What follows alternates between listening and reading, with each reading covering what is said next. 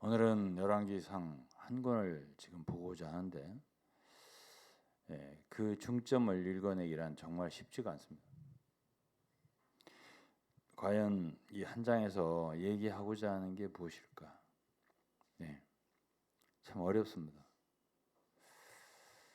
어쩌면은 열왕기상하는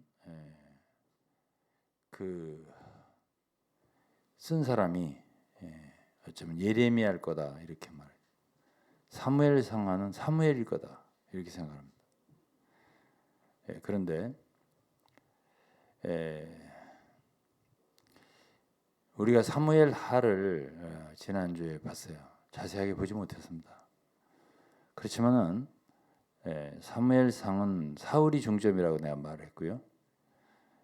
그리고 이제 사울이 패해지고 다윗이 기름 부음 받고 그리고 사울과 요나단이 죽고 이것이 사무엘상의 마지막이야. 그다음에 사무엘상은 다윗이 왕이 되고 이제 다윗이 그 왕노릇하고 그런 다음에 이제 언약궤를 다윗이 왕궁 가까이 모시고 이런 얘기가 나오고요. 그런 다음에 많은 열국들을 정복하고 그 많은 전리품을 가져오는데 금과 은이라든가 여러 가지는 성전을 건축하기 위한 재료들이에요. 제목들입니다. 이런 많은 일들 하고 그다음엔 다윗의 실패, 커다란 범죄가 있죠. 간음과 살인.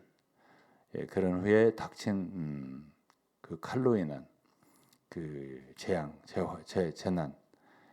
그런 것이 징계가 다윗에게 임했습니다. 그런 다음에 그러니까 아들들의 그런 뭐 근친상간의 죄라든가 압살롬의 난이라든가 세바의 난이라든가 많은 어려움들 통해서 다윗은 시편을 많이 지었다 이런 얘기를 하고 마지막에는 그 사무엘하 24장이 마지막인데 다윗이 인구조사라는 죄, 그 자기가 다스리는 왕국 그 사람들 특히 또 유다 사람들 이들의 인수를 의지한 죄, 이것은 오늘날도 많은 그리스도인 지도자들이 범하기 쉬운 죄이죠. 그러니까 자기가 모은 인수를 의지하고 그걸 가지고 정부하고 딜을 하고 힘을 삼아서 뭔가 해보려고 하다가 벼락을 맞는 그런 상황을 우리는 연구도 해봤습니다. 그게 다 사무엘하 24장에 다윗이 범한 인구조사의 죄와 같다. 본질상 그렇게 생각하면 돼요. 그런 거 하나님 싫어하세요. 왜 사람을 의지하냐? 왜 인수를 의지하냐? 왜 재물을 의지하냐? 이런 것들이죠. 그런 사람들이 과거에 있었습니다. 그것들은 절대로 하나님이 기뻐하지 않는다. 이런 걸 알고. 그러나 어쨌든 다윗은 사무엘하 24장에 아라우나의 타작마당에서 엎드려졌고 그곳에서 제사를 드렸습니다. 그리고 그게 끝이에요. 사무엘하에. 그다음에 이제 열왕기상으로 넘어오면은 나이가 든 다윗의 그 다윗 말년 그 상태를 기록하고 있어요. 그때는 다윗이 나이가 많이 들어서 몸에 온기가 없어졌고 이불을 덮어도 따뜻하지 않았다. 뭐 이런 기록이 있습니다. 그리고 그때 당시에 이제 다윗은 그 다음 왕이 솔로몬을 내정하고 있는데 아도니아라고 하는 임의로 핫깃의 아들인데 스스로 호위자들을 뭐 50여 명 병거와 마병을 준비하고 왕이 되는 사건이 일어났죠. 그때 솔로몬의 어머니가 누구죠? 밧세바, 우리야 장군의 부인이었죠. 그러나 이제 어쨌든 첫 번째 아이는 간음을 보면서 낳았던 아이들은 죽고 그 다음 하나님께서 회개한 뒤에 준 아들이 솔로몬이에요. 그리고 이제 그 솔로몬의 어머니 밧세바하고 나단 선지자가 다윗에게 아도니아가 왕이 되었으니 이게 어떻게 되느냐, 그 아도니아의 반역에 대해서 다윗 왕 나이가 드셨지만은 말씀을 드렸어요. 그래서 이제 1장 마지막에 보면 11개 1장이죠. 이제 아무리 나이가 들어서 다윗이 그래도 왕이잖아요. 그래도 한 40년 왕 노릇했어요. 때문에 권위가 있죠. 그래서 솔로몬을 왕위로 즉위시키는 일을 명령을 합니다. 그래서 솔로몬이 즉위를 하게 됩니다. 그리고서 이제 다윗은 2장에서 이제 열조와 함께 누워서 다윗성에 장사되었다 이렇게 말했습니다. 그래서 이제 다윗은 치세 기간이 40년이고 헤브론에서 7년 그리고 예루살렘에서 33년을 치리하였다. 도합 40년입니다. 다음에 이제 솔로몬이 왕이 됐죠. 지혜의 왕입니다. 이제 역대로 따지면 3대. 첫째는 사울, 2대는 다윗. 그러나 이제 진정한 왕 의미에서는 다윗 왕으로부터 두 번째 왕은 솔로몬이 되겠습니다. 그래서 이제 그때 솔로몬은 왕이 되자마자 아도니아가 다윗 왕을 노년에 섬겼던 아리따웠던 소녀 아비삭을 자기에게 달라고 하는 그런 일을 밧세바 솔로몬의 어머니에게 부탁했을 때 솔로몬 반역자인 그 아도니아의 괴계를 깨닫고 분하야라고 하는 장군을 보내서 아도니아를 죽입니다. 그리고 아도니아의 거역의 일에 참여했던 제사장 아비아달, 한때는 다윗을 좀 의했던 사람이에요. 죽이지 않고 그 제사장 아비아달은 고향으로 보냈습니다.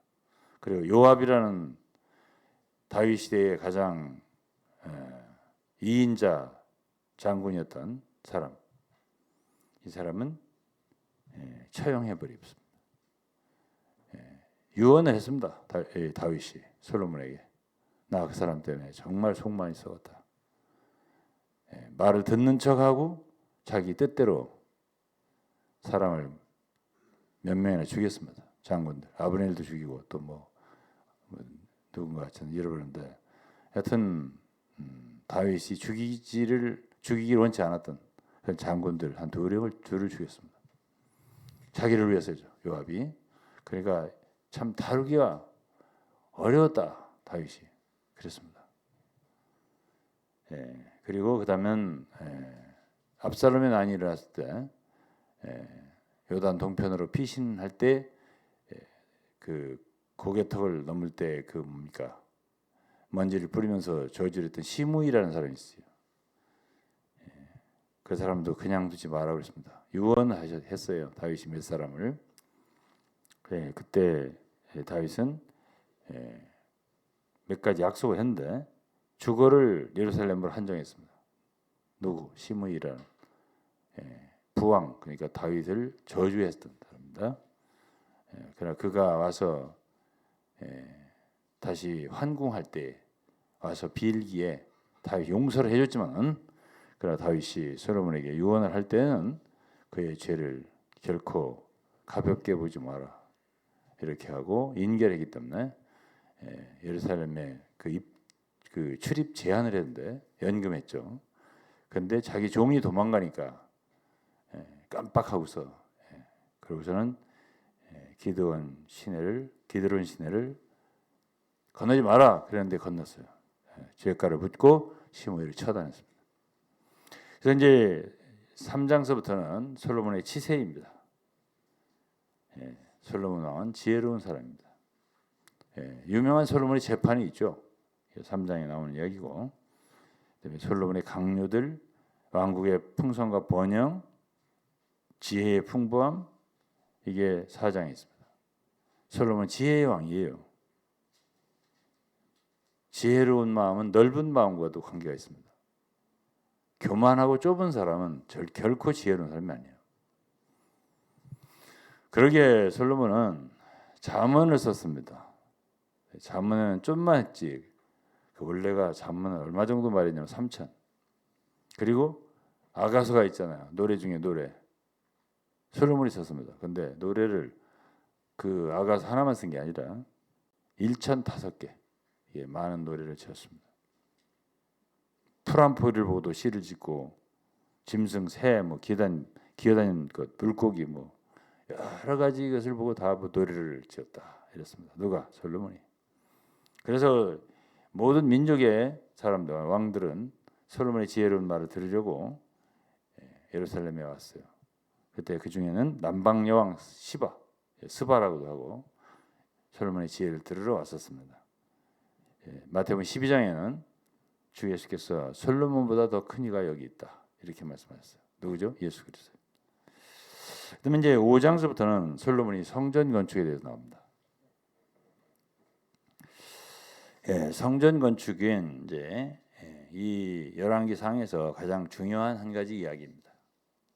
모든 중심, 그러니까 다윗이 왕이 돼서부터 중점을 두는 게 있어요. 그게 뭐냐면 언약궤예요. 다윗 시대. 다윗 언약궤를 어떻게 가져오는가. 원래는 블레셋 뺏겼다가 이제 기럇 여아림이라는 갖고 그 다음에는 아미나답 어디야 오베데돔 집에 오랫동안 있었어요. 한 70년 있었을 겁니다. 이렇게 한 그 언약궤를 다윗성으로 모셔오는 일, 그거 하다가 이제 아효와 누구죠? 죽은 사람 우사, 함부로 이렇게 그 수레를 몰다가 언약궤가 넘어지려고 하니까 그걸 붙잡다가 죽었잖아요. 우사가. 그래서 그것을 이름에 베레스 우사라 이렇게 지었다고 했는데요. 그때 이제 다윗이 놀랬고 언약궤를 모셔오는 걸 두려워해가지고 치우쳤어요. 그래서 오베데돔 집으로 보냈다가 하나님 오베데돔 집을 막 축복한다. 이 기럇 여리암에 오래 머물렀습니다.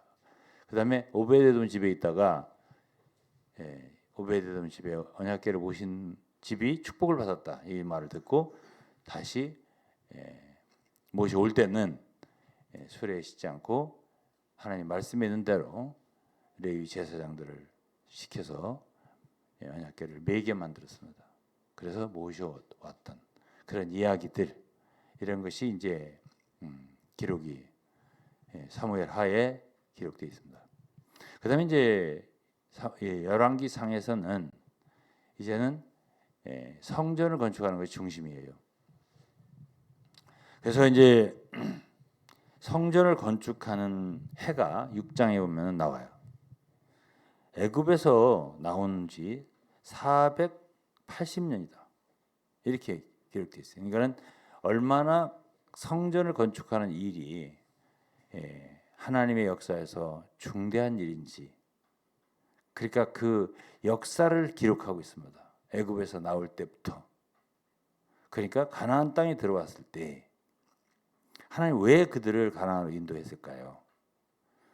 왕국을 세우기 위해서. 그렇죠?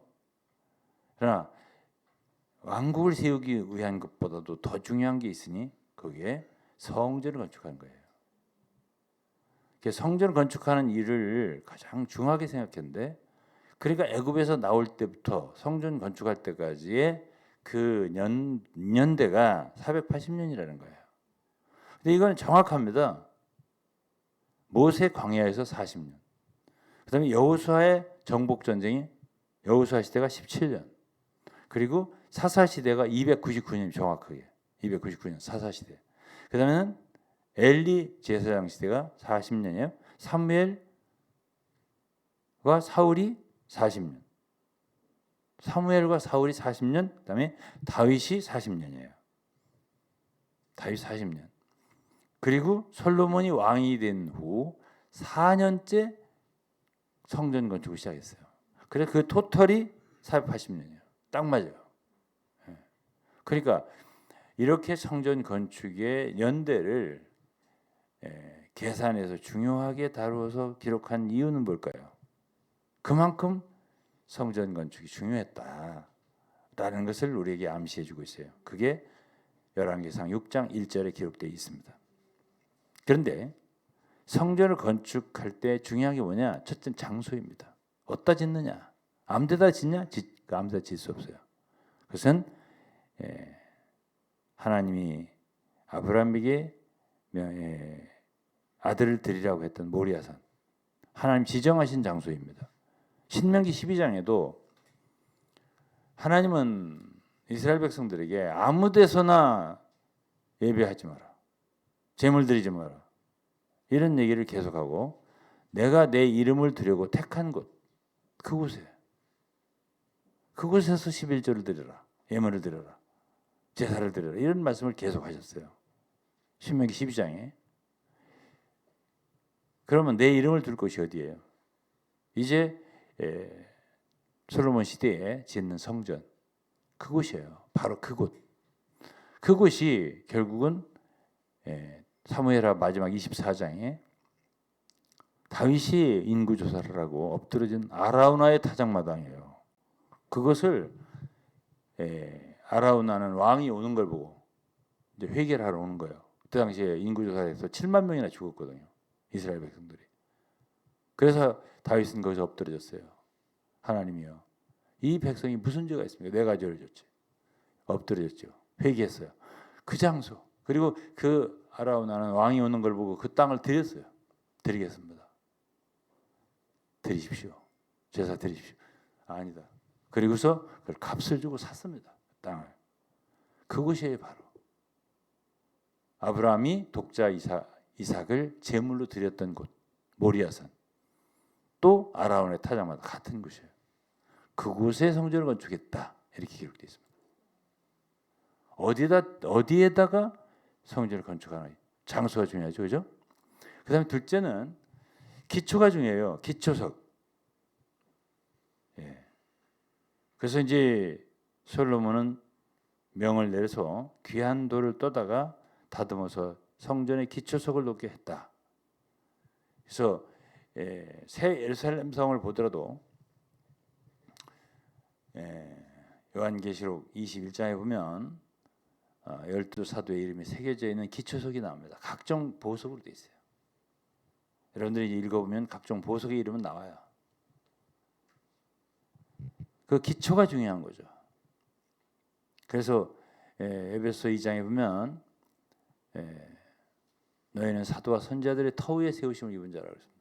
고린도 3장에 보면 이 터는 누가 고린도 교회를 터를 닦았다고 했냐면 바울이 자기가 지혜로운 건축자로서 터를 닦아두면 다른 이가 건축하지만 조심하라. 그래서 이 터는 예수 그리스도라 했어요. 그리고 디모데전서 3장 15절 보면은 진리가 그 하나님의 집의 터라고 했습니다. 진리가 그 기둥과 터다, 이랬어요. 그렇기 때문에 교회에 좀 있다고 성전을 건축한다 할 적이 그 기초가 중요하다. 기초석이. 이것이 이제 열왕기상에 나옵니다. 그리고 이제 이 성전의 사이즈라든가 장광고 이런 것들이 쭉 나오는 것이 있는데요. 이런 것은 다 지금 설명드릴 시간은 없습니다. 다만 모세가 지은 광야에서 지었던 성막보다는 솔로몬이 지은 성전은, 성막은 움직이는 거잖아요.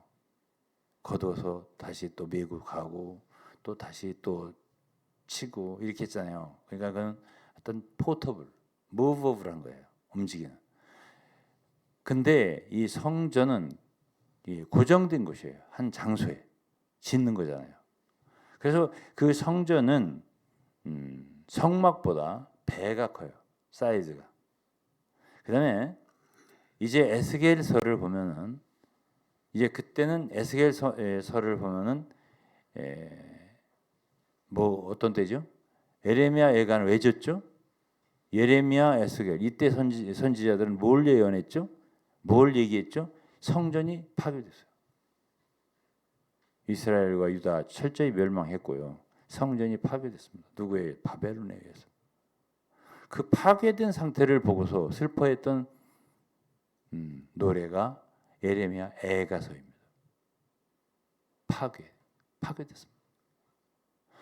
이미 솔로몬 때 열왕기상을 읽어보면 내가 이렇게 참 공들여 지은 전이라 하더라도 하나님이 성전을 지었을 때 기뻐 받으시고요. 기도를 다 들으셨어요. 그렇지만 너희들이 마음이 우상으로 향하고 나를 떠난다 할 적에는 내가 지은 이 전이라 하더라도 헐어버린다 했습니다.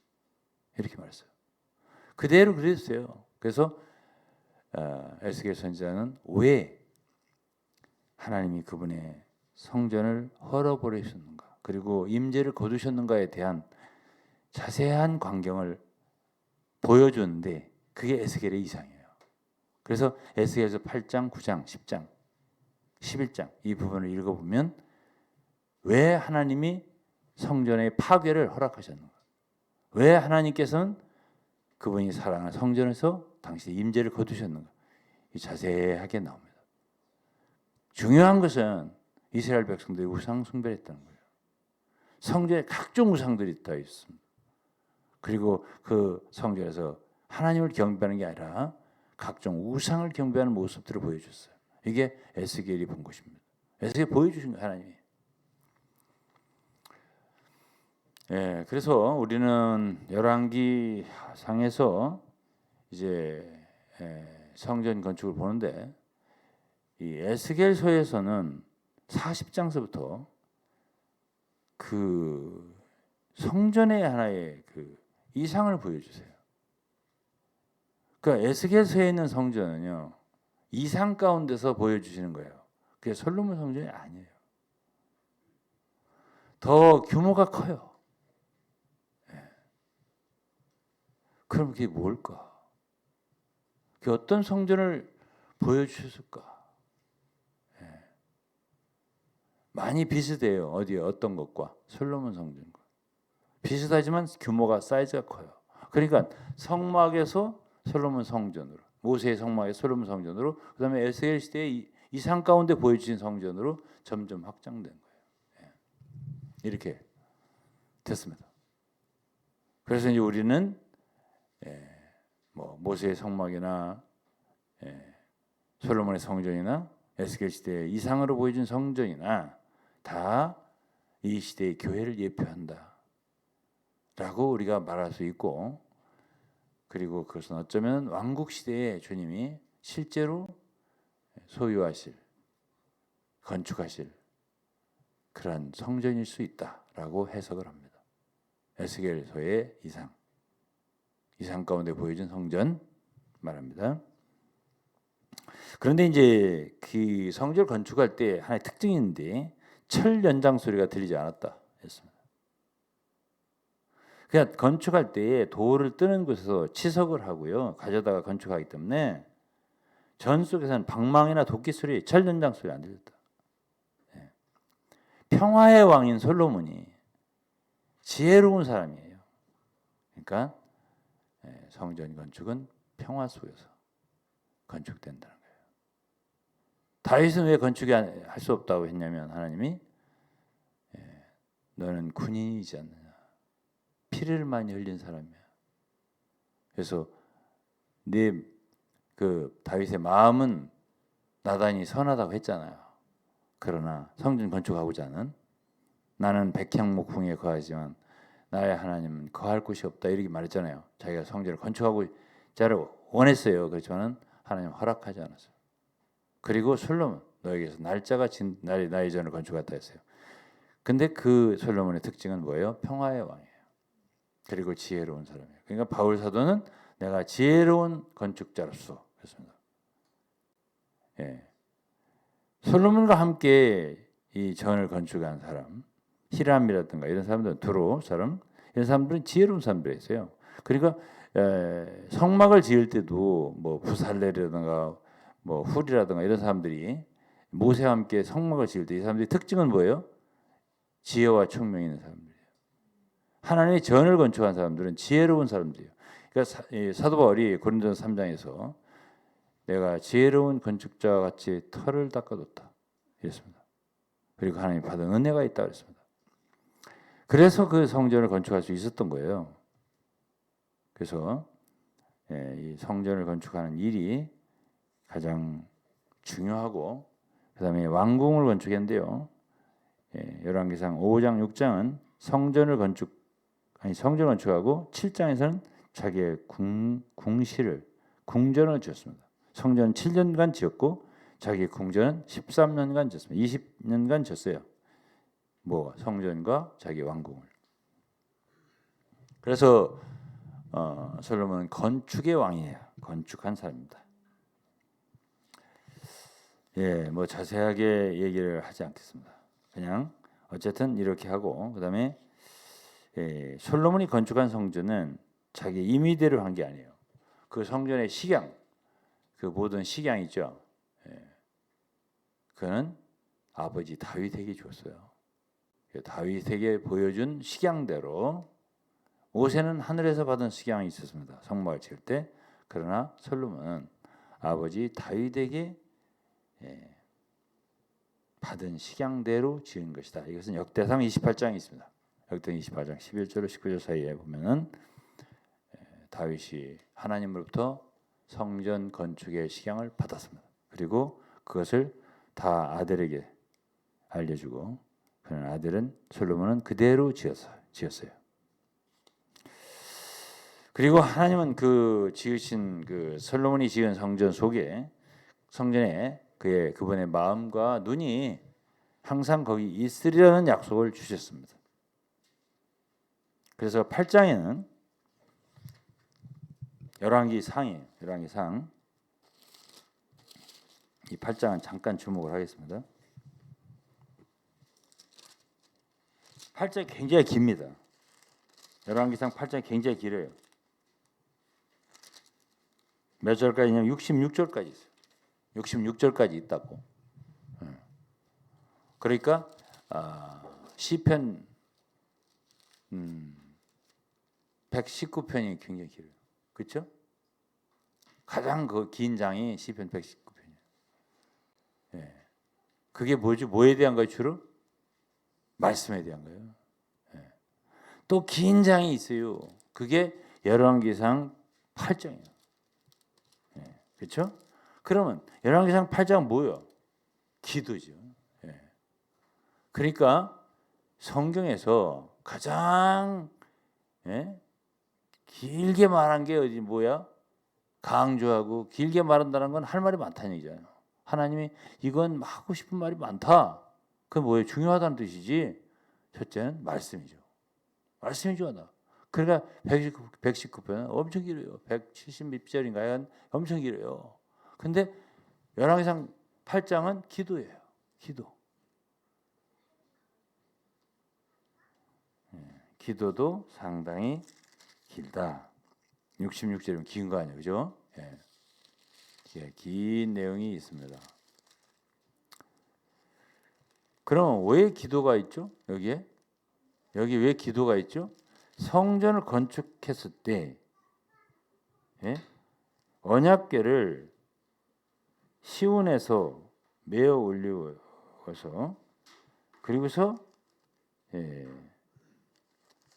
말하자면 솔로몬 성전에 모셔야죠. 모셔왔어요. 그래서 이제 8장 6절 7절 보면은 8절 9절 다 이것이 뭐죠? 언약궤를 안치하는 장면이고요. 그랬을 때 10절에 보면은 구름이 여호와의 전에 가득하다. 이거는 출애굽기 40장에 있는 성막 건축했을 때의 광경과 매우 흡사합니다. 그러면서 이제 여기서 솔로몬이 이제 말합니다.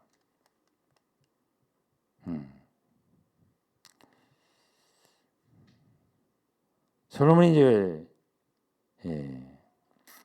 쭉 간증을 하면서 뭘 하죠?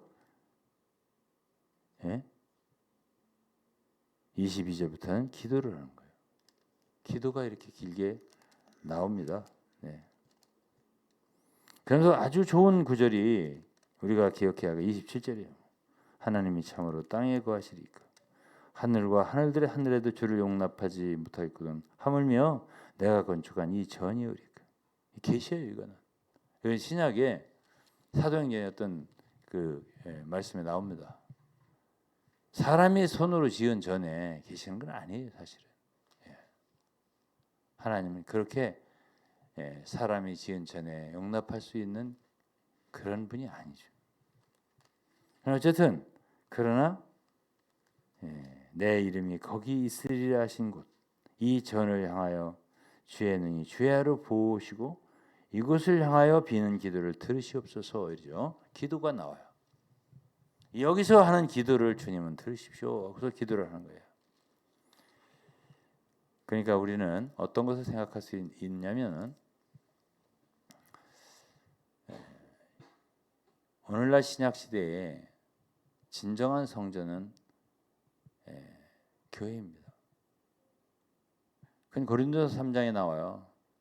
너희가 하나님의 성령에 거하신 전인 줄 알지 못하는. 신약의 교회가 성전이에요. 그러니까 교회가 이 땅에 존재한다는 건 굉장히 중요한 의미를 가져요. 어떻게 해요? 하나님은 교회의 기도를 중히 여기셔요. 교회가 있고 기도하는 거하고 교회가 없고 기도하는 건 달라요. 그래서 우리 사랑하는 성도들은 교회가 있다는 걸 중히 여겨야 되고 또 사역자들은 교회를 건축하는 사역자들은 굉장히 어려운 것이 바로 교회를 건축하는 거예요. 그냥 사람들 모여서 교회다 이름 써놓으면 간판 붙이면 교회가 되는 게 아니에요. 영적인 이제 베드로전서 2장에 보면 신약의 교회는 영적인 집이에요. 신령한 집이라고 했잖아요. 신령한 집으로 세워지고 영적인 집이기 때문에 물질적인 건축하고 달라요. 조직도 아니에요. 인간적인 교회라는 것은 그런 영적인 건축물이지만은 거기에 터가 있어요. 그건 고린도서 3장에 있잖아요. 내가 지혜로운 건축자가 터를 닦아두면 터가 있잖아요. 기초가 있어야죠. 그리고 기둥도 있다고 했잖아요. 진리 기둥이라고 했어요. 기둥이 세워져야죠. 그래야 이게 건축물이 이루어지는 거란 말이에요. 예? 그 진리이기도 하고 또 예루살렘의 기둥 같은 사람들 야고보, 요한, 베드로 이런 사람이 기둥이라고 했잖아요. 기둥들 갈라디아 2장에 보면 그러니까 기둥 같은 지체들도 필요한 거예요. 교회가 되려면 그러면 교회가 있냐 없냐 어느 곳에 기초가 있냐 이거 봐야겠죠. 그렇죠? 그리고 과연 기둥이 세워져 있냐 이런 것도 봐야겠죠. 최소한도. 그리고 제단이 있냐 제단 성도들이 드릴 수 있는 제단이 있냐 이거예요. 예? 자기 마음, 몸과 마음을 드리고 물질을 드리고 이게 드리고자 하는 마음이 있는 곳이 있어요. 예? 내가 여기는 헌금하기 싫다 이런 데가 있거든요. 가다가 닫아보면, 예?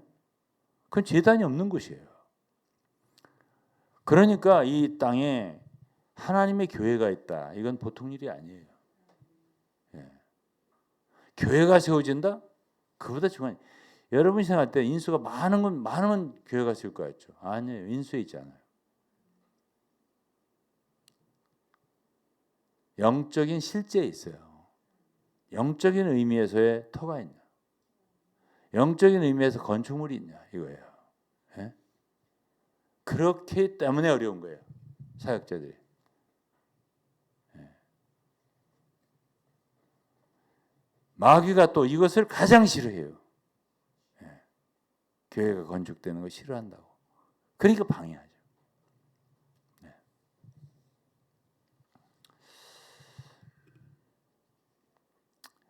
그 다음에 이제 넘어가는 거예요. 그 다음에 이제 열왕기상에서 가장 강조되고 있는 말이 한마디 있어요. 열왕기상이 1장서부터 몇 장까지 있냐면요. 22장까지 있습니다. 길지 않아요.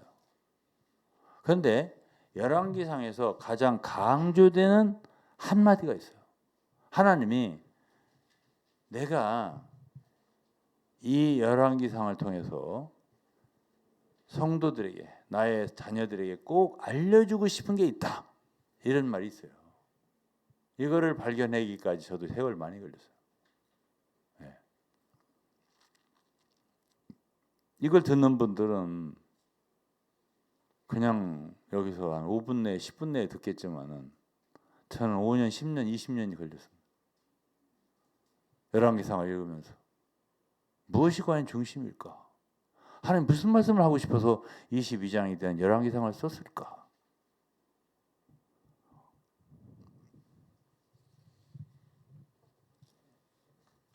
그래서 이제 성전 이야기는 거기까지 하고,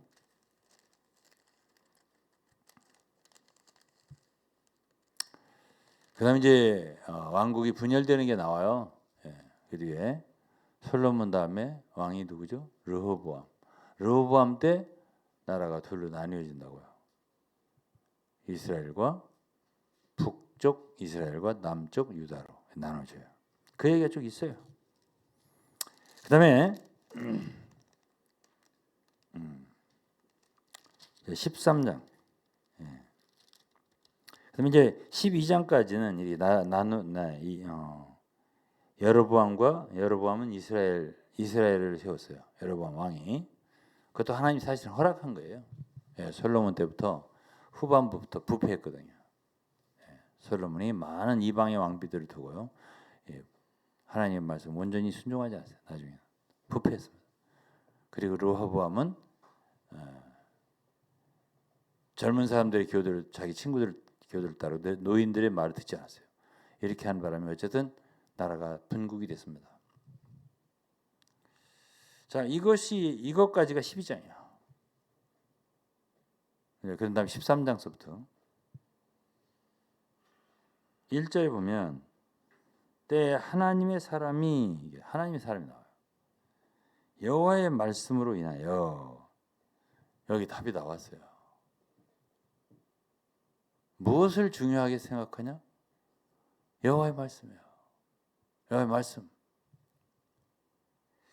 여호와의 말씀으로 인하여 유다에서 베델이 이르니, 베델은 유감스럽게도 베델과 단은 여로보암이 오직 성전이 세워진 이후에는 어떻게 하죠? 성전에서만 절기를 지내고 거기서 제사를 드리고 이래야 돼요. 그런데 여로보암이 자기의 왕국을 위해서, 자기 지위를 위해서, 권력을 위해서 1년에 3번씩 이스라엘 백성들이 다 예루살렘을 가면 마음이 다윗의 왕국으로, 유다로 돌이켜질까 봐 싶어서 베델과 단 두 곳에 경배의 중심지를 세우고 성전하고 비슷하게, 제사장들도 비슷하게, 절기의 날짜도 비슷하게 해서 갈 것 없다 거기까지 여기서 드리라, 이렇게 해서 그것이 뭐의 시초가 되냐? 산당의 시초가 된 거예요. 우상숭배 장소를 만드는 거예요. 근데 그것이 결국은 사사시대에, 우리가 사사기를 17장부터 볼 때 뭘 봤죠? 미가의 산당. 그때 한 제사장 레위인이 한 집안에 고용이 됐어요. 은 얼마씩 준다고 받는다고 합시고. 그러다가 이제 단 지파가 그 당시에 정복 전쟁을 하려다가 그걸 보고, 그곳에 이제 에봇이니 뭐니 이제 이런 도구가 있는 걸 보고 그 제사장을 샀죠. 한 가정의 제사장보다 한 지파에게 제사장이 낫지 않냐. 그래서 그때 이제 단 지파를 위해서 제사장 노릇을 하게 되고, 단의 우상 숭배의 근거를 만든 게 바로 사사시대예요. 미가의 산당. 작은 하나의 그 뭡니까? 자기 생계를 위해서 그 미가의 집에서 시작된 우상 숭배. 그것이 이렇게 엄청난 그 경배의 그 중심지를 만드는, 우상 숭배지를 만드는 그런 엄청난 죄악을 저지른 거예요. 그러니까 조심해야 되죠. 굉장히. 그런데 이제 이 열왕기상 13장에 보면 이 하나님의 말씀이, 여호와의 말씀이, 하나님의 사람이 와서 베델에서 분향을 하는 여로보암이라는 왕. 여로보암이 나라가 나눠졌을 때 첫 번째 이스라엘 왕이에요. 그 왕이 어디서 제사를 했다고? 베델에서요. 거기에는 제사 드리면 되는데 안 되는데. 거기서 제사를 들 때, 제사를 단 곁에서 분향할 때 2절에 하나님의 사람이 단을 향하여 여호와의 말씀으로 외쳐가로되 다나 다나 여호와의 말씀하시기를 다윗의 집에 요시아라 이름하는 아들을 낳으리니 저가 내 위에 분향하는 산당 제사장을 내 위에 제사할 것이요 또 사람의 뼈를 내 위에 사르리라 했어요.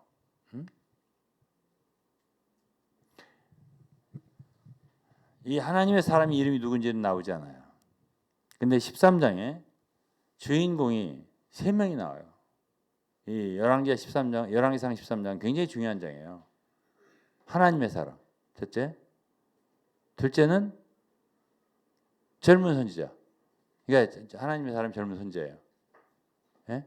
그다음에 늙은 선지자. 이렇게 나와요. 그래서 이 하나님의 사람, 이 젊은 선지자죠. 이 사람이 늙은 선지자에게 유혹을 받는 장면이 나와요. 근데 여로보암에게 그 예언은 용감하게 왕에게 잘했어요. 위험을 무릅쓰고. 그리고 열왕기 23장에 보면 열왕기 하죠. 이 하나님의 사람이 어디서부터 왔다고요? 유다에서부터. 어디로? 베델에 와서 누구에게 말했어요? 분향하는 누구? 여로보암 왕에게. 어떻게 한다고? 다윗의 집에 요시아라 이름하는 아들을 낳는데 저가 내 위에 분향하는 산당 제사장을 내 위에 제사할 것이다. 근데 이때의 4절에 보면 여로보암 왕이 하나님의 사람이 베델에 있는 단을 향하여 외쳐 말함을 들을 때 단에서 손을 펴서 저를 잡으라 하더라.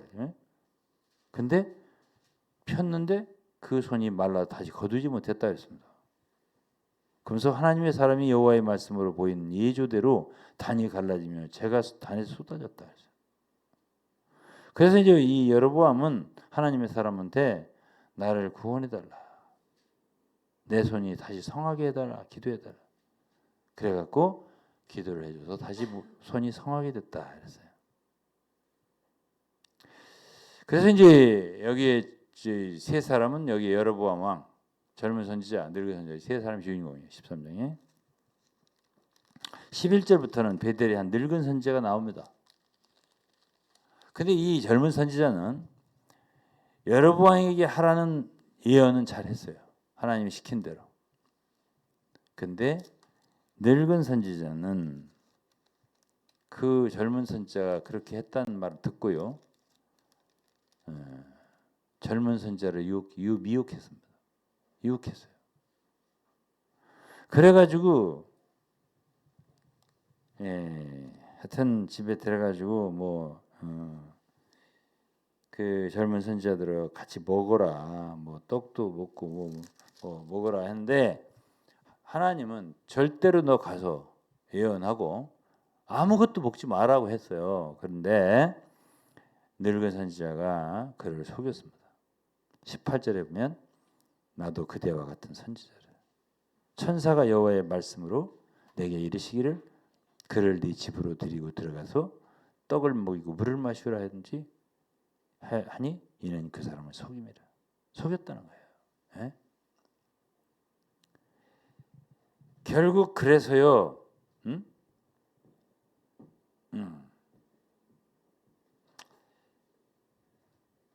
죽었어요. 24절이면 가다가 사자가 저를 만나 죽였다 했습니다. 젊은 선지자가 죽었어요. 저 13장에 보면은 우리에게 뭘 가르쳐 줘요? 여호와의 말씀이 중요하다 이거예요. 말씀대로 하지 않았어요. 왕한테 하라는 예언은 그대로 했어요. 잘했어요. 그건 그대로 이루어져요. 열왕기하 23장 15절 19절에 보면 350년 후예요. 이 예언을 한 후에 하나님의 사람이 하나님의 말씀을 예언한 후 350년 후에 요시아라는 왕이 진짜 일어났어요. 일어나서 다 죽였어요. 거기서 제사하는. 그리고 이때에 늙은 선지자가 속였잖아요. 나도 선지자다. 그리고 어제 천사가 나한테 이렇게 하라고 했다. 먹이라고 했다. 근데 깜빡 속고 먹었어요. 저는 이런 일도 봤어요. 전기에서. 제가 생각할 때는 중국에서 일어난 일인데 어떤 참 귀한 전도자들이 있었어요. 한 명, 두 명. 여자들. 근데 사람을 잘못 만났어요. 제가 볼 때는. 너무 말씀을 잘 전하니까 이야, 이 사람이 하나님의 종인가 보다 하고서 같이 연결을 했어요. 그 사람 일을 했어요. 열심히. 하다가 어떻게 됐냐. 나중에 그냥 다 감옥에 들어갔고 믿음도 부인하고 그냥 거기서 다 죽어버렸어요. 왜 그래 되죠? 제가 생각할 때는 그 여자들은 그대로 자기가 받은 대로 사역했으면 안 죽었어요. 왜 거기가 붙냐고. 그런 현란한 말에 넘어가면 안 돼요. 하나님이 나에게 주신 직분을 지켜야지. 늙은 선지자를 왜 여기서 얘기하겠어요? 늙은 선지자 왜 이런 짓을 했을까요? 왜 그랬을까? 왜 젊은 선지자를 그렇게 속여가지고 죽게 만들었을까? 그건 여러분들의 상상에 맡겼습니다. 왜 그랬을까? 이 늙은이가. 그냥 자기나 그냥 선지자 노릇하고 죽고 말지. 왜 젊은 선지자 앞길이 창창한 아주 신선한 그 선지자 노릇하는 사람을 데려다가 미혹해가지고 죽게 만드냐고 말이에요. 그러니까 여기서 우리가 볼 수 있는 게 그거죠. 하나님의 말씀을 어기면 그 누구도 가차없다 이거야. 말씀대로만 이루어지는 거예요. 말씀대로. 그것을 우리가 볼 수 있다 하는 것입니다.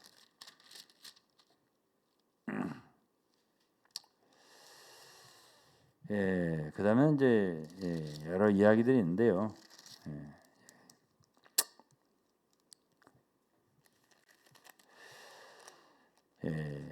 그러면서 이제 유다의 왕들이 생겨나고, 그죠? 이제 르호보암으로서 그 다음 또 누구 이렇게 생겨날 거 아니야. 그다음에 여로보암 그 후 쭉 생겨날 거 아니야. 이스라엘 왕들이. 그러면서 누구까지 왔냐면 뭐 이스라엘도 시므리라는 사람이 왕이 됐다가 또 오므리한테 죽고 오므리라는 왕이 있다가 뭐 이렇게 또 누구한테 근데 오므리라는 사람에게서 누가 생겨났냐면 왕이 유명한 왕이 하나 나쁜 왕이 하나 생겨났는데 이스라엘 왕은 선한 왕이 하나도 없어요. 다 나빠요. 그리고 왕조가 뒤집히기를 계속 뒤집혀요. 그런데 오므리에게서 태어난 왕이 그 유명한 아합이라는 왕이에요. 그것이 17장부터 나와요. 근데 아합의 부인도 유명한 여자야. 그 이름인즉 이세벨이라는 여자입니다. 그런데요, 이때 나타난 선지자가 있습니다. 그 유명한 그렇죠. 엘리야입니다. 선지자는 뭐 하는 사람이죠? 하나님의 말씀을 말하는 사람이에요. 그러니까 하나님은 아무리 악한 시대도 그분의 말씀을 대언하는 사람을 두세요. 그리고 그 선지자의 말한 대로 이루어지게 해요. 그걸 얘기해 주는 게 바로 성경이에요. 특히 열왕기상. 그 이전에는 사사시대는 사사들이 하나님 말씀 맡았다 말할 수 있겠죠. 그 다음에 또 제사장들, 엘리까지 제사장들이 참 하나님을 섬기는 일을 맡았다고 말할 수 있고요. 근데 선지자들의 그 기능이 가장 활발하게 발휘된 시대는 바로 이 시대예요. 열왕기상의 주요 선지자들이 많아요. 여러 사람이 나와 이름이. 하나님의 사람도 선지자 중에 하나죠. 근데 가장 돋보이는 선지자는 엘리야고요. 열왕기 하는 비슷해. 이름이 뭐예요? 엘리사. 그렇죠. 엘리야가 나옵니다. 엘리야가. 그래서 엘리야가 출연하는데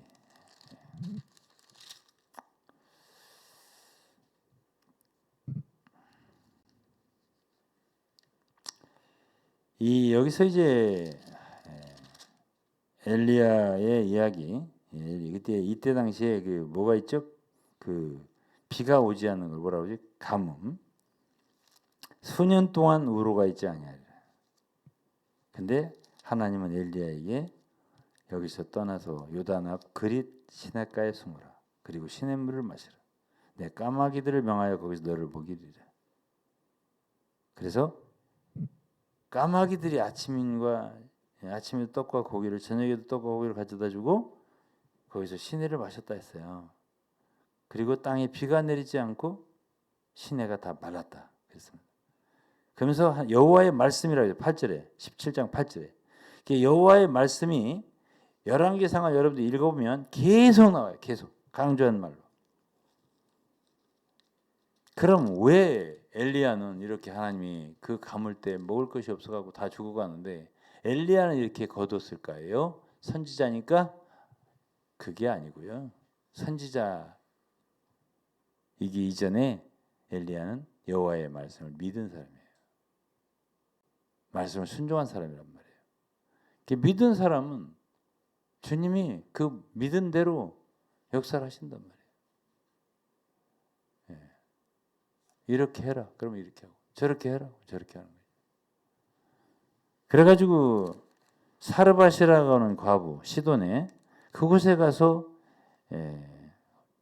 유하라. 그래서 사르밧에 가서 그 과부에게 가서 떡 한 조각을 가져라.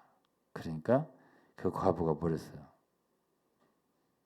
이거 조금 남았는데 한 움큼의 그 가루하고 기름 조금 남았는데 그거 지금 나무까지 갔다가 그 아들을 위해서 음식을 만들어 먹고 거의 죽으려고 한다. 이렇게 말했어요. 엘리야가 두려워하지 말고 가서 내 말대로 해서 그거 갖고 나를 위해 가져라. 떡 하나 만들어 가져라. 그리고서는 이제 하나님께서 여호와의 말씀이 14절에 그랬어요. 나 여호와가 비를 지면에 내리는 날까지 그 통의 가루는 다하지 아니하고 그 병의 기름은 없어지지 아니하리라. 그래서 저가 가서 엘리야의 말대로 하였더니 저와 엘리야와 식구가 여러 날 먹었다 그랬습니다. 여호와께서 엘리야로 하신 말씀같이 통의 가루가 다하지 아니하고 병의 기름이 없어지지 아니하니라 그랬어요. 이런 모든 말씀이 뭘 강조하는 거죠? 예?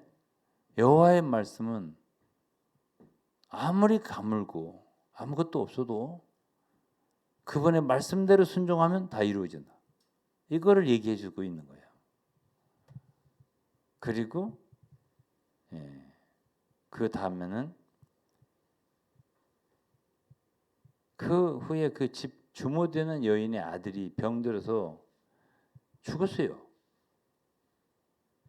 근데 누가? 엘리야가 기도로 살리게 됩니다. 22절에 보면 여호와께서 엘리야의 소리를 들으심으로 그 아이의 혼이 몸으로 돌아오고 살아났다 그랬습니다. 자, 이런 하나님의 사람, 선지자, 하나님의 말씀을 가진 자, 이들은 하나님을 대표한 사람들이었어요. 그리고 여호와의 말씀을 말하는 사람들이었어요.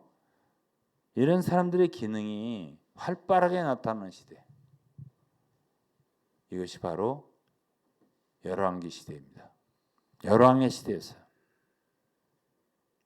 그리고서 이제 18장에는 3년 후에 하나님의 말씀, 여호와의 말씀이 또 나와요. 18장 1절에 엘리야에게 임하여 가라사대 넌 아합에게 보이라. 내가 비를 지면에 내리라. 그러니까 3년 반 정도 됐어요. 가뭄이. 얼마나 먹을 게 없었겠습니까? 가물어서 말라 비틀어질 때요. 그렇죠? 그때 엘리야는 기도를 해서 3년 반 동안 가뭄이 들게 하고 기도해서 3년 반 후에 비가 내리게 하고 이것이 야고보서에 기록되어 있잖아요. 야고보는 우리와 성정이 같은 사람인데 기도해서 이렇게 됐다고. 어떤 사람의 기도는 들으시고요. 어떤 사람의 기도 안 들어요. 어떤 사람일까요? 이렇게 믿음으로 행하고 하나님께 순종한 절대 순종하는 사람. 이게 엘리야죠. 그러고서 이제 엘리야와 그 뭐가 나오죠? 18장에는 450명의 바알의 선지자들, 바알 숭배자들과의 전투, 갈멜산 나와요. 한 사람 엘리야하고 450명하고 서로 자기의 신의 이름을 부르면서 그들은 바알을 부르고 몸을 찍어가면서 별짓을 다 해가면서 하나님이 그 꿈쩍도 안 하고 그러나 엘리야는 말이죠. 제단을 쌓고 거기다 막 물을 퍼부라. 고랑을 내서 막 불을 퍼부라. 그러고서 기도할 때 불이 그냥 내려가지고 제단을 다 태우고 말이죠. 이런 놀라운 역사가 일어나고요. 엘리야가 큰 승리를 거뒀죠. 이런 장면이 18장에 나와요. 엘리야의 말하자면 큰 승리 후에 이세벨이 이제 바알 선지자들이 450명 다 죽였어요. 누가? 엘리야가. 그러니까 이세벨이 바알 숭배에 아주 대부란 말이에요. 아합의 부인이. 그러니까 이사야란다. 엘리야를 잡아 죽이려고 한 거예요. 그때 이제 누구죠? 엘리야가 너무 무서웠던 거예요. 그래서 이제 19장에 누구죠? 엘리야가 로뎀나무 밑에서 숨고 난 더 이상 못 하겠습니다. 사표 내야겠습니다. 벌벌 떠는 장면 이런 것들이 나온다고요. 그러니까 엘리야 같이 담대한 그러한 선지자도 이렇게 약할 때가 있었다. 그러면서 이제 뭐 바람 같은 불 같은 소리가 나고 뭐 세미한 소리가 나고 뭐 이런 게 이제 여기 나와요. 이런 모든 말씀들 여러분들이 뭐 읽어봐서 되게 알 거예요. 그럼 어쨌든 그렇게 저는 더 이상 어렵겠습니다 할 때 어쨌든 후계자를 하나 정해주는데 그게 바로 엘리사예요. 엘리사라고. 그 자세한 얘기 열왕기 하에 나오고요.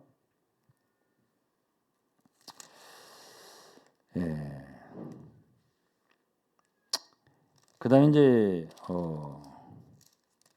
마지막에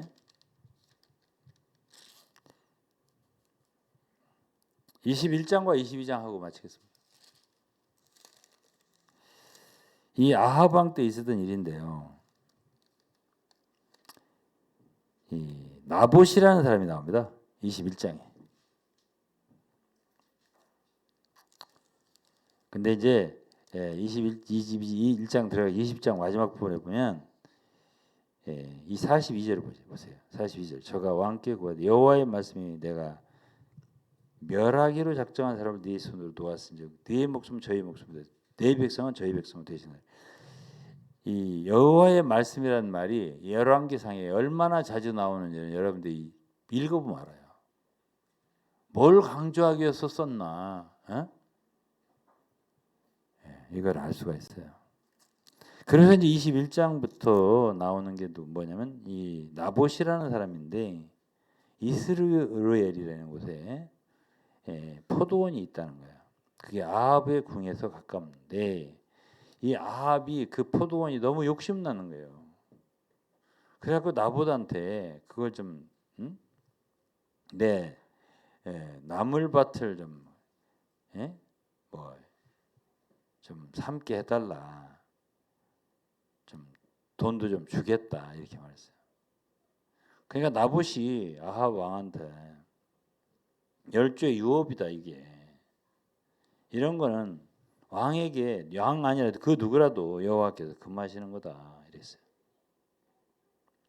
근데 이제 나봇이 아합한테 그렇게 못 주겠다 하니까는 아합이 근심해서 답답해갖고 침상에 누워서 식사를 안 했다 이거야. 그러니까 이세벨이라는 부인이 아니 무슨 근심이 있어서 왕께서 식사를 안 하십니까? 그러니까 아니 나봇이란 놈이 포도원을 좀 달라니까 안 주네 이렇게 된 거예요. 그러니까 그 이세벨이라는 여자가 아유 그까지 걱정하십니까? 응? 그런 사람이 어떻게 나라를 다스리세요? 걱정하지 마세요. 내가 해줄게. 그래서 이제는 이 누구야 그 이세벨이라는 여자가 아합의 이름을 왕 이름을 편지를 썼어요. 그래갖고 나봇과 함께 사는 그곳의 장로들과 귀인들에게 써서 금식을 선포하고 나봇을 백성들과 높이 앉혀놓고 비류들을 두 사람을 그 앞에 세우고 증거를 하게 했어요. 뭐라고? 이 나봇이라는 놈이 하나님과 왕을 저주했다고. 저를 끌고나 돌을 쳐 죽여라 이랬어요. 그래서 이제 그대로 한 거야. 그 비류들이 말이요. 그 앞에다가 그 나봇을 앉히고서는 거짓 증거를 한 거죠. 그리고 성 밖으로 들어가서 나봇을 쳐 죽였습니다. 그러고서 이세벨이 이제 누구한테 왔어? 아합한테 나봇을 죽였으니까 걱정하지 말고 포도원 가서 취하십시오. 이랬어요. 그래서 이제 그 아합 왕이 나봇이 죽었다는 소리 듣고 일어나서 나봇의 포도원을 취하러 가는데 그때 여호와의 말씀이 디셉 사람 엘리야 디셉 사람이요 이마에 가라사대 내려가서 사마리아에 거한 이스라엘 왕 아합을 만나라. 저가 나봇의 포도원을 취하러 그리로 내려갔다. 그러면서 이렇게 말하라고. 여호와의 말씀에 여기 또 여호와 말씀 나오죠. 네가 죽이고 빼앗냐? 이렇게 죽이고 빼앗느냐? 이렇게 하셨다고. 그러면서 저에게 이르기를 여호와의 말씀에 여호와의 말씀 또 나오죠. 개들이 나봇의 피를 핥은 곳에서 개들이 내 피 곧 내 몸의 피도 핥으리라 이랬어요. 자, 이게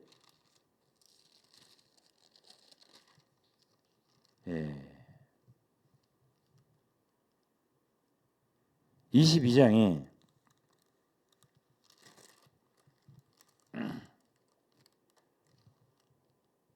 37절 22장 37, 38절에 37절에 왕이 이미 죽음이겠죠? 누구야? 아합. 그 시체를 메어 사마리아에 이르러 거기 장사하니라. 그 병거를 사마리아 못에 씻음에 개들이 그 피를 핥았으니 여호와의 하신 말씀과 같이 되었더라. 거기는 창기들이 목욕하는 곳이었더라. 그래서요. 그럼 39절에 아합의 남은 행적과 그 무릇 그 행한 일과 그 건축한 상하군과 건축한 모든 성은 이스라엘 역대 지략에 기록되지 아니하였느냐. 그랬어요. 자, 그럼 이것도 뭘 얘기하는 거예요? 이것도? 응? 이것도 여호와의 말씀대로 이루어지는 거예요. 예? 자, 그러면은 여기서 이제 제가 무슨 얘기를 하고자 하는 거냐면 계시록 2장에 보면 두아디라 교회에게 하나님이 책망하는 말씀 가운데 그 이세벨의 교훈이 나옵니다. 예? 하나님의 아들이 교훈이 아니라 당시에 그 교회가 따랐던 교훈이 이세벨의 교훈이에요. 그 이세벨의 교훈이 뭐지? 예? 이때 당시에요. 이세벨이 했던 일은요. 예? 자기 남편을 위해서 왕을 위해서 엉뚱한 사람을 죽이고요. 그리고 뺏는 거예요. 예. 그것을 위해서 만들어낸 그런 거짓된 말들 있잖아요. 그게 바로 이세벨의 교훈이에요. 그럼 오늘날도 성도들이 죽든 말든, 가정이 깨지든 말든, 뺏고, 취하고, 자기 배를 부르고, 자기의 쾌락을 위해서. 그렇게 의도를 가지고 하나님의 말씀을 빙자해서 전하는 사역자들이 많다 그 말이에요. 그게 바로 이세벨의 교훈이라고. 아시겠어요? 이것이 여호와의 말씀을 대체하는 거예요. 거짓 가르침. 나봇이 나쁜 사람은 나쁜 사람이죠. 좀 독하죠. 하지만 나름대로 그 사람은 하나님 말씀대로 이 조상의 기업을 이 기업을 옮기지 말라고 했잖아요. 왕이라도 하더라도 그 나봇이 나쁘고 일방 나쁘다고 해서는 안 되죠. 아합이 나쁜 사람이죠. 근데 아합을 위해서 그 부인은 거짓말로 두 사람을 증거하게 했잖아요. 하나님과 왕을 저주했다고. 안 했잖아요. 나봇이. 그럼 왜 그렇게 하냐고요. 왜 그런 거짓된 교훈을 증거하게 만드냐고요. 뺏으려고 남의 것을. 다른 교인들을 다 뺏어오려고요. 예? 그래서 자기 교회 집단을 만들려고요. 예? 이게 이세벨의 교훈이야. 이거 뭐가 이세벨의 교훈이에요? 예? 하나님의 말씀을 전하라고 했더니 순전하게 하나님의 말씀을 증거하는 게 아니라 예? 그 말씀을 가지고서 가정을 깨버리고 사람들을 죽게 만들고 그리고서 이득을 취하는 거예요. 예? 자기 배부르게 하려고. 여기서 이 누구죠? 아합은 남의 포도원을 갔다가 나봇의 포도원을 갔다가 어떻게? 자기 그냥 채소밭 만들려고. 응? 포도원은 이미 풍박이 있나 보지? 근데 이게 좀 무슨 밭이라고 했더라? 응? 나물밭을 만들 게 없는 거야. 별거 아니야. 근데 나봇에게는 굉장히 귀한 거, 포도원이니까. 그걸 달라 이거야. 안 주네? 죽여야지 그러면. 그걸 지가 죽인 것도 아니고 이제 부인이 이세벨이라는 악한 여자가. 걱정하지 마세요. 내가 뺏어줄게. 이래가지고 만들어낸 게 이세벨의 교훈이란 말이에요. 오늘날 이단 중에는 여자들이 만들어낸 이단이 많습니다.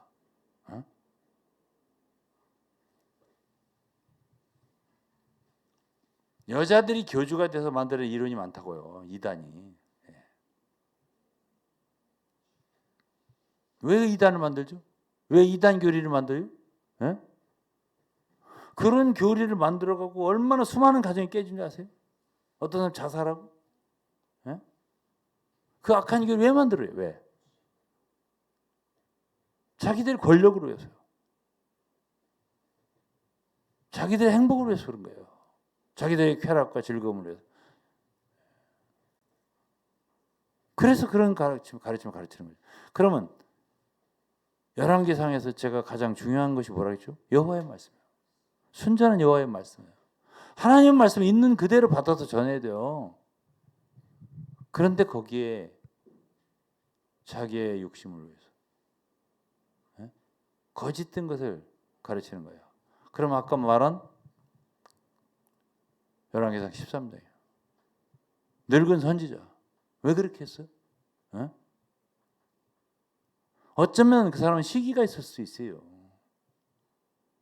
어떤 시기? 나도 한때는 하나님 말씀을 참 잘 증거했었는데 이제는 늙었는데 저기 새로운 인물이 나타났네. 아들들이 말이야 그 젊은 선지자가 이런 일을 했다고 하니까 아주 부러운 거예요. 시기가 생긴 거라고 난 생각합니다. 그래갖고 거짓말로 천사가 나에게 말씀, 나도 너 같은 선지자라고 먹으라고. 하나님 먹지 말라고 했거든요. 그 젊은 선지자한테. 너는 여로보암한테 이렇게 하고 이 말만 하고 아무것도 먹지 말고 와라. 근데 속았네. 먹어버렸네. 그래서 사자한테 찢겨 죽은 거예요. 그러면 우리가 이제 열왕기상과 열왕기하를 다음 주에 볼 텐데 알 수 있는 게 뭐예요? 하나님의 여호와의 말씀의 엄중함이에요. 조금도 틀리지 않고 세월이 지나도 그 말씀은 그대로 이루어지는 거예요. 완전히 그대로.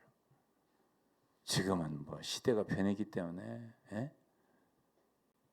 말씀도 변해야 된다.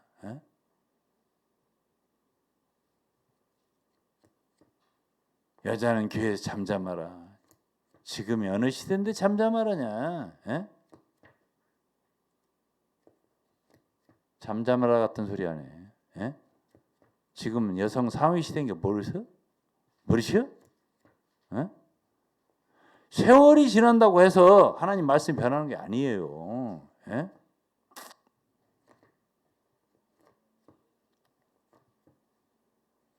또 무슨 말이 있을까?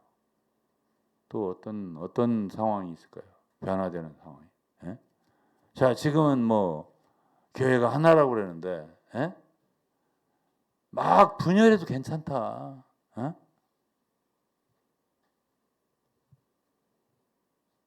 그럴까요?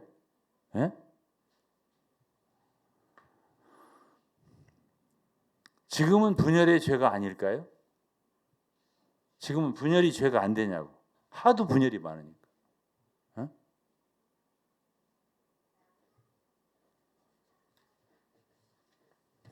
한 몸이라고 하는 건요. 하나. 성도의 하나를 지키는 거 있죠. 에베소 4장 3절에 평안에 매는 줄로 성령이 하나 되게 하신 거 힘써 지키라. 이런 말이 지금은 시대가 어느 지금 이렇게 많은 분열이 있는데 무슨 그 분열 같은 소리 하시네. 그럼 그런 말이 지금은 통용이 안 될까요? 하나님 말씀에?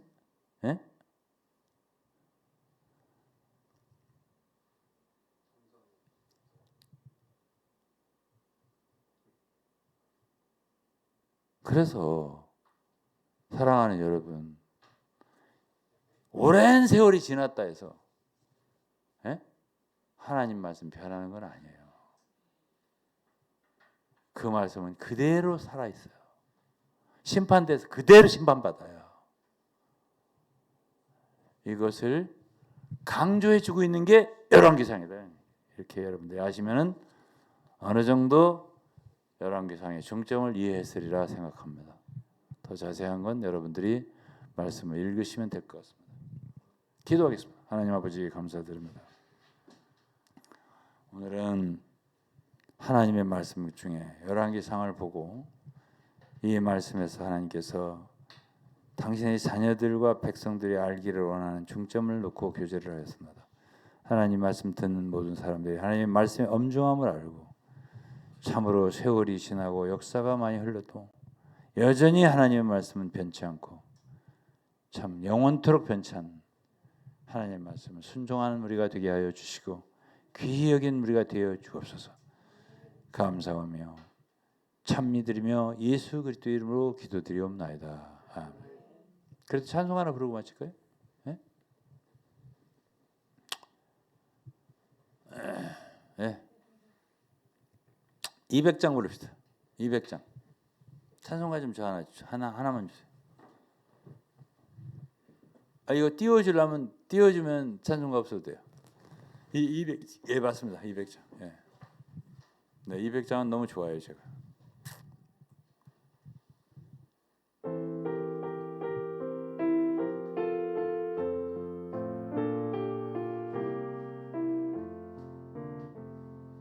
달콤 묘한 그 말씀 생명의 말씀은 귀한 그 말씀 진실로 생명의 말씀이 나의 길과 믿음 밝히 보여주니 아름답고 귀한 말씀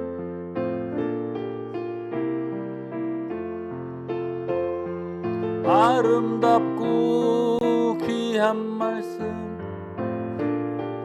이루다 귀한 주님의 말씀 귀한 주님의 말씀은 내 노래 되도다 모든 사람을 살리는 생명의 말씀은 값도 없이 받아 값도 없이 받아 생명길을 가니 아름답고 귀한 말씀 생명샘이로다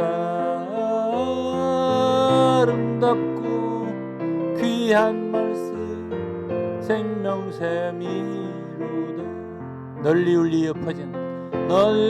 울리어 퍼지는 생명의 말씀은 마음의 용서와 평안을 골고루 주나니 다만 예수 말씀 듣고 복을 받네 아름답고 귀한 말씀 생명샘이로다 아름답고 귀한 말씀 생명샘이로다 아름답고 귀한 말씀 생명샘이로다 아름답고 귀한 말씀 생명샘이로다 아멘. 아멘. 오늘 예배 마치겠습니다. 감사합니다. 네.